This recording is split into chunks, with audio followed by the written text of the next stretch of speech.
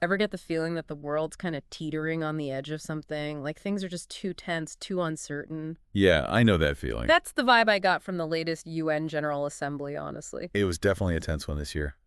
But there is this speech by India's Minister of External Affairs, S. Jaishankar. It really cut through the noise. Oh yeah, that was a big one. A lot of buzz about that speech. Yeah, he didn't hold back. Described the global landscape as fractious, polarized, frustrated, and those were his words, not mine. Straight to the point, not your typical diplomatic jargon. Right.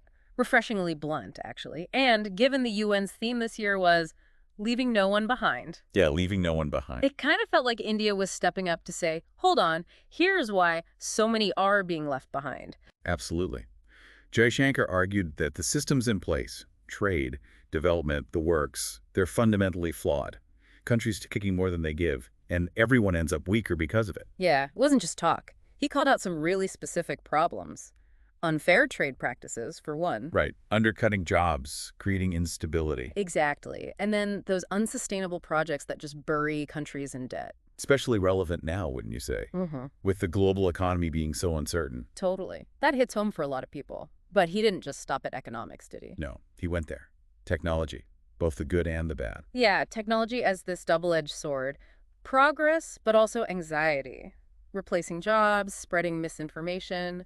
Did you get the sense he was wary of tech? Or just being realistic? I think it's more nuanced than just fear of technology. What struck me is that he sees the potential, but he's saying, hold on, we need to be smart about this. Yeah. We need to make sure it's inclusive, responsible. Okay, so it's about using it wisely, but hold that thought because he gave some really interesting examples later about how India's actually trying to do that. Right, they're putting some of these ideas into practice. We'll get to those, but first, climate change. Can't have a global challenges conversation without it, right? It's the elephant in the room every time. And Jaishankar did not shy away from it. Not at all. Called it a major threat, especially for developing countries, which is, let's face it, a huge chunk of the world. And then he connected the dots. He did. All this stuff, the economic anxieties, the technology worries, climate change it all adds up to. Erosion of trust. Exactly. And breakdown of cooperation on a global scale. He even pointed the finger at the UN, said it's basically become paralyzed in the face of all this. Strong words. To say the very systems meant to fix these problems are part of the problem. Bold moves. Right. Speaking truth to power at the UN General Assembly itself. Gutsy. But he wasn't just there to throw shade, right?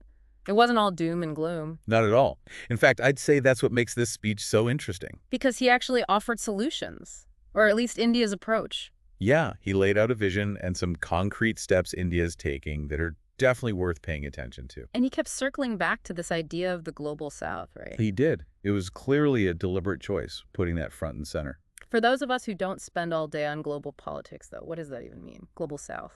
Right, it's become a bit of a buzzword, hasn't it? But it's more than just a label. Broadly speaking, it refers to Latin America, Asia, Africa, Oceania. Okay, so most of the world's landmass and population, basically. Exactly. And the point Jaishankar's making is, these countries have often been left out of the conversation. The decisions that shape the world. They haven't had a real seat at the table. So is that what India's trying to do? Speak for the global south? I think it's more nuanced than that. Not just speaking for, but demonstrating an alternative path. Like, hey, here's what's working for us, maybe it can work for you too. And that alternative path being? Well, he highlighted a few key things. Their investment in digital public infrastructure, for one. Making sure basic necessities, housing, clean water, that sort of thing, reach everyone, not just the wealthy. Which is still a huge challenge for a lot of these countries. Absolutely, a work in progress even for India. Yeah. But they're making strides. And then there's the focus on those often overlooked farmers, street vendors, what you called the little guy earlier. Right, like actual people, not just abstract economic indicators. And that's where those Mudra loans come in. Remember those? Small loans, but they've made a huge difference for so many people, especially women entrepreneurs. He did mention that almost half of those loans went to women, which is pretty amazing. It's a big deal. Shows their commitment to inclusive growth, not just growth that benefits a few at the top. Okay, so they're putting their money where their mouth is, at least to some extent. But what about this Viksit Bhat thing? Developed India, is that something they see happening in a vacuum? Or are they trying to get other nations on board with this vision? No, it's definitely not about isolation. Jaishankar was very clear about that. India's reaching out to the global south, saying, let's find common ground. It's a direct challenge to how things have always been done. So, shaking things up a bit at the UN, got to give them credit for that. But before we get too deep into the whole future of the world thing, we've got to address the elephant in the room. Oh, yeah, there's no avoiding that. Pakistan.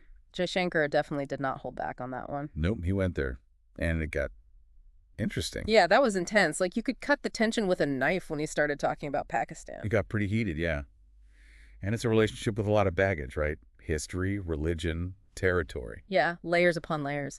So for those of us who didn't grow up with this rivalry as like a daily news item, could you give us the crash course?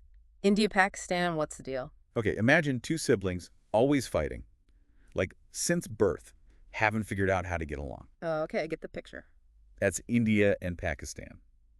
Basically, they were part of the same British colony, got their independence as separate nations in 1947, and it's been messy ever since. Wars, territorial disputes, the whole 9 yards. And Kashmir's a big part of that, right? Huge. Oh, yeah. Both countries claim it, and it's led to some serious conflicts over the years. Plus, you've got the whole nuclear weapons thing on top of everything else. Oh, yeah. Can't forget about that. So it's already a tense situation, and then they both have nukes. Great. Adds another layer of complexity, to say the least. Any little spark could set things off. So with all that as backdrop, Right. what exactly did Jaishankar say? How do you address this whole thing with Pakistan? Well, he didn't mince words. He basically said Pakistan has two major problems, both self-inflicted. Oh, here we go. Lay it on us. First, supporting extremism. Jaishankar even said something like, you could measure their GDP and radicalization. Ouch. Not holding back at all. Nope. And his second point was basically that the only issue left on the table is Pakistan giving back territory that India says they're occupying illegally. So pretty much drawing a line in the sand there. Pretty much. Yeah. And doing it on a global stage, no less. Talk about a power move. Mm-hmm. But after that whole thing, and it was a whole thing, For sure. he did come back around to like, okay, what's next? What's India's vision for the future? He did. And it was interesting because despite that whole Pakistan thing, he ended on kind of a hopeful note. Really? After all that? Yeah.